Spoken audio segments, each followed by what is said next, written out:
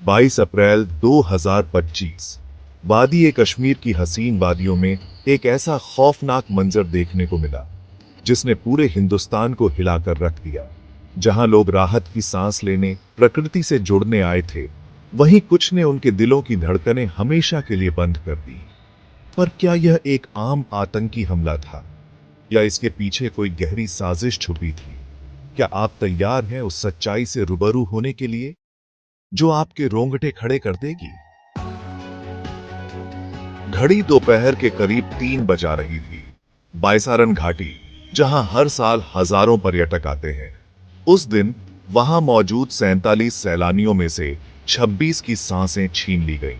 4 सशस्त्र आतंकी झाड़ियों से निकले और लोगों को एक एक कर नाम लेकर बुलाना शुरू किया। नाम बताओ और कलमा सुनाओ। जो सुनाने में हिचके, गोलियां उनके सीने से पार हो गईं।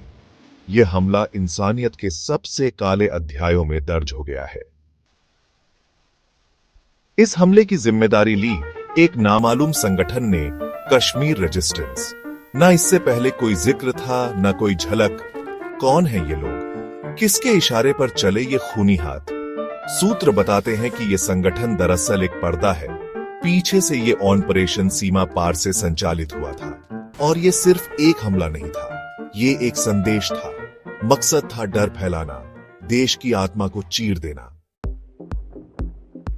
दिल्ली की हवा भी उस दिन कुछ बदली बदली सी थी। प्रधानमंत्री ने एक लाइन में बहुत कुछ कह दिया। जो जमीन हिला सकते हैं, वो खून का हिसाब लेना भी जानते हैं।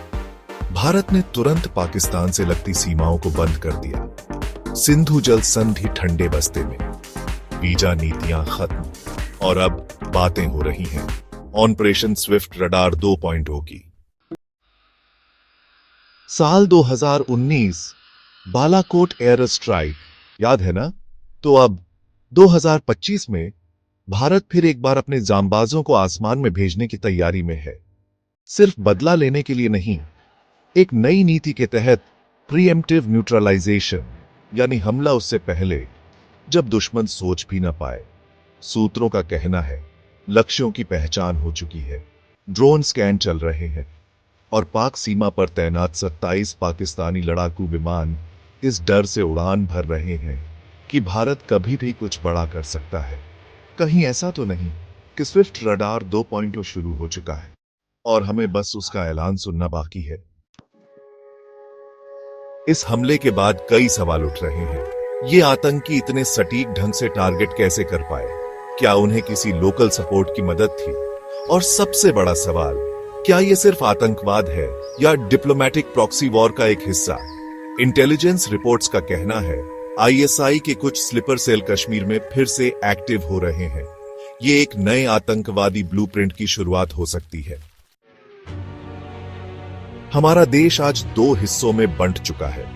एक हिस्सा खून के आंसू रो रहा है और दूसरा चुपचाप किसी बड़ी कार्रवाई की तैयारी कर रहा है। पहलगाम का नरसंहार हमें ये याद दिलाता है कि सन्नाटा कभी कभी तूफान से भी ज्यादा खतरनाक होता है।